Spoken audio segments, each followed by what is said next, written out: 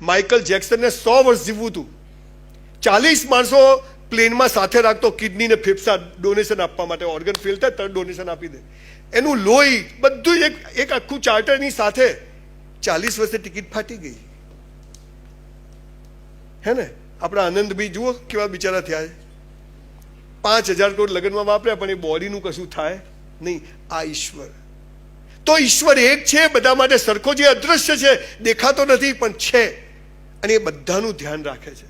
બધી કીડીઓ એક જેવી, બધા મકોડા એક જેવા, બધા હાથી એક જેવા, બધી ગરોળીઓ એક જેવી, બધા માણસો એક જેવા. એને કોઈ નાત જાત બનાવ્યો નથી, કોઈ ગરીબ દવંગર બનાવ્યો નથી. હું બ્રાહ્મણ હતો, કોઈએ 5,000 રૂપિયા ઉછીના નથી આપ્યા સાહેબ. મહેનત કરવી પડે. એ નાત જાત, આખો ધંધો દુકાન જુદી ચાલે છે. આપણે એમાં પડવું નહીં. આપણે એક મનુષ્ય છે અને ઈશ્વરે બનાવ્યો છે, અને એનું કલ્યાણ થાય એમાં મારું કલ્યાણ છે. આ ભાવ તમે રાખશો તો ઈશ્વર તમારા કામમાં મદદ કરશે. એટલે બીજો નિયમ શું છે? ઈશ્વર પર શ્રદ્ધા. પણ આપણે તો પેલો ભિખારી મંદિરની બહાર ભીખ માગે, આપણે મંદિરની મૂળ તો બધા આપો બેન. પેલો તો હારો કહેવાય, બહાર માગે, આ તો અંદર જઈને બમ બમ બોલે, તારાથી ક્યાં છાનું છે, એને બધી ખબર છે ભિખારી તારી. ત્રીજી વાત, જેના માટે મેં 2000 સેમિનાર કર્યા. દીકરા દીકરીઓ સફળ થવું હોય ને, જે ધારો એ કરવું હોય ને, તો ત્રીજો નિયમ સૌથી મહત્વનો શું છે ખબર છે? રોજ મા બાપને પગે લાગો. તમારામાંથી કેટલા લોકો લાગો? Just rays your hand.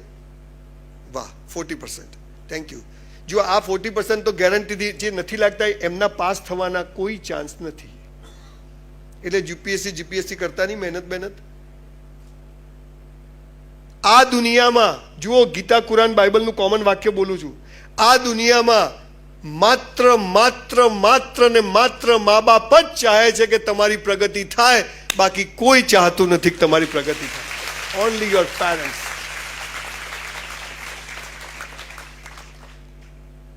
મા બાપથી મોટો દેવ નથી ને મા બાપથી મોટું પૂજનીય નથી. તમારી ઓફિસમાં સ્ટડી રૂમમાં મા બાપનો ફોટો હોવો જોઈએ. તમારા બેઠક રૂમમાં મા બાપનો ફોટો હોવો જોઈએ. તમારી ઓફિસમાં હું જે બોલું છું એ કરું છું એટલું જ બોલું છું બોસ. પણ આપણે મા બાપને તમને બોલતા નથી આવડતું, તમને ખબર ના પડે.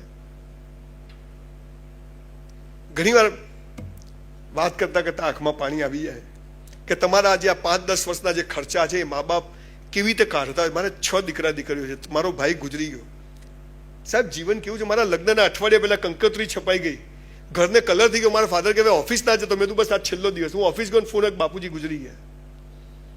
ટાઈમ નહીં મળે બોસ એમની સેવા કરવાનો. આજે જ કરી લેજો. આજે જ ઘરે જઈને એમને પગે લાગજો કે અમે આજ સુધી ભૂલી ગયા હતા. પાછા તમે પગે લાગશો ને, શું છેલા પૈસા નહીં મળે અને સહી ક્યાંય નહીં કરવું. સાહેબ, જે મા બાપને ઝૂકે છે ને, દુનિયામાં કોઈનો બાપ એને ઝુકાઈ શકતો નથી. ગેરંટી મારી કહું. આટલો કોન્ફિડન્સ તમારામાં આવશે. આ કોન્ફિડન્સ ક્યાંથી? અહીંથી આવે. સવારે 5:30 ઉઠું એટલે પહેલા મારી બાઈને પગે લાગું. ડોસીને ઊંઘી ગઈ હોય તોય. અને પછી દોડવા જવાનું. 1.5 કલાક જીમ કરું, દોડવાનું. રાત્રે 2 વાગે બી ઘરે આવું તો પહેલા બાના રૂમમાં જવાનું, બાને પગે લાગવાનું. ભગવાન, મારે તારું કામ નથી જતો મંદિર. ઘરમાં જીવતા ભગવાનને છોડીને પથ્થરોમાં શોધશો ને, તંબુરો નહીં મળે બોસ. જીવતા ભગવાન. આપણે 15-20 બિઝનેસ ચાલુ કર્યા. બધી સેલિબ્રિટીઓ ઊભી હોય. રિબિન કોણ કાપે ખબર? મારી બા. ડોસી કે કાપો, મેં તો કાપ. એ 3 સાંધાવાળી સાડી મારી બાની પહેરેલી મેં જોઈ છે. એક જ ચડ્ડી ને શર્ટ રાત્રે ધોઈ નાખે, સવારે ઇસ્ત્રી કરીને પહેરાવે, પણ મોઢા પર ઓશિયાળાપણું નહીં. ચાલો કયો ભગવાન? મારી બા 500 ભજન સ્કૂલ નથી ગઈ, મોઢે બોલે. જ્યારે હીરાના ધંધામાં મેં કરોડો રૂપિયાનું નુકસાન કર્યું ત્યારે મારી બા મને શું કહે? અરે કે ઢીલો શું પડે જ કે મને કે આપણા ઘરમાં 5 કરોડનું નુકસાન થાય ને ત્યારે જ કોઈના ઘરમાં 5 કરોડનો ફાયદો થાય. તમે વિચાર તો કરો બોસ, વિચાર તો કરો. અને તમારા પણ મા બાપ એવા જ હોય. બધાના મા બાપ 5% હોય છે વિચિત્ર. આપણે એની વાત નથી કરતા. એમને સંતોષ જ ના થાય. અને ઘણામાં લાલીઓ તો હું કહું એમ જ કરે, ભીખ માગશે. દીકરા દીકરીઓ સફળ થવું છે ને આમાં, તો આજથી સોગન ખાઈ લો કે મા બાપ ગુજરી ગયા હોય તો ફોટાને, પણ જીવતા હોય ના હોય તો વિડીયો કોલ કરીને સવારે દંડવત કરીને તમારો દિવસ, ટોયલેટ બાથરૂમ બધું પહેલા મા બાપ. આ દેશની સનાતન સંસ્કૃતિનો પાયો તો કુરાનમાં બી લખ્યું છે કે મા બાપના પગ નીચે જન્નત છે, સ્વર્ગ છે. તમારે ઇસ્લામમાં મનાયું તો હાથ ચૂમો, ગળે મળો, પણ ઝૂકો. પણ હાલ સ્કૂલમાં હું ભણાવે છે ખબર છે? ભારત મારો દેશ છે.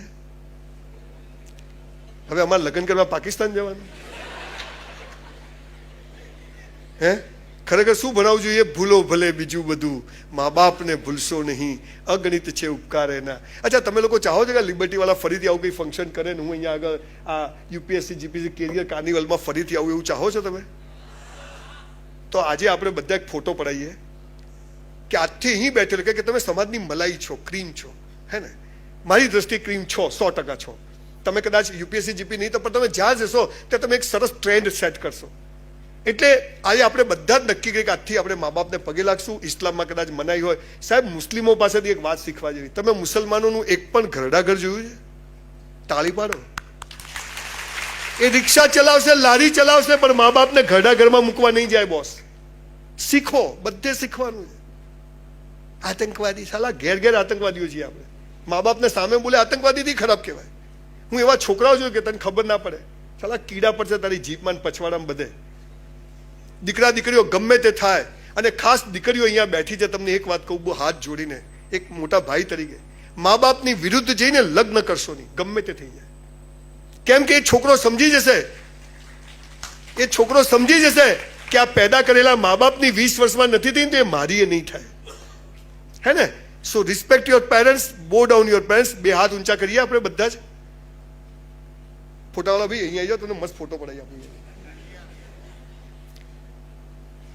ભૂલો ભલે બીજું બધું, મા બાપને ભૂલશો નહીં, અગણિત છે ઉપકાર એના, એને વિસરશો નહીં.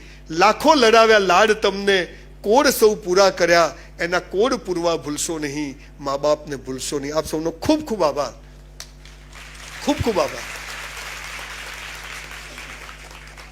સફીન આજે નથી આવ્યો, સફીન હસન અમારા કાણોદરનો, હું પાલનપુર, અમે ઉત્તર ગુજરાત વાળા બધી નોટો ભારે બધી રાડ પડાઈ છે. સફીન જ્યાં જાય ને ત્યાં, અને પહેલેથી હોય એના પપ્પા મમ્મીને મેં સ્ટ્રગલ કરતા જોયા છે. એના મમ્મી એટલી બધી રોટલીઓ બનાવે, બહુ ગરીબીમાંથી. સાહેબે જે વાત કરી બધી ખરેખર આ બધા હીરો છે. આપણે જે બધા પેલા પિક્ચરો વાળા હીરો, એ તો એક પિક્ચર બનાવે 10-10 વાર હાથ આમ કરે ત્યારે થાય. આ તો એક જ વાર હાથ કરે આખું ગામ પિક્ચર થઈ જાય.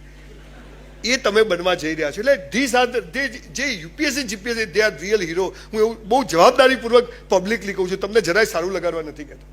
એટલે હીરો બનવા જઈ રહ્યા છો, તેની બેઝિક ક્વોલિટી શું છે? જે કરો તે બેસ્ટ કરો, ઈશ્વર પર શ્રદ્ધા રાખજો, અને મા બાપથી મોટો દેવ નથી. મા બાપથી કશું છુપાવવાનું નહીં. કોઈ છોકરો ગમે તો કહેવાનું, ગમે છે ના પાડે તો નહીં કરવાનું. બોસ, પ્રેમ થઈ ગયો અહીંયા. ચોથી વાત, મેં 3000 વિદ્યાર્થીઓને સુસાઇડ કરતા બચ્યા, એમાંથી 2500 કયા ખબર છે? પેલીએ ના પાડી. એમાં લગ્ન કરેલા પણ આવી ગયા. એવું નહીં કુંવારા પરણેલાને લોચા ચાલતા હોય અને પછી ગલી હાંકડી થાય, ફસાય, હવે મરવું પડશે.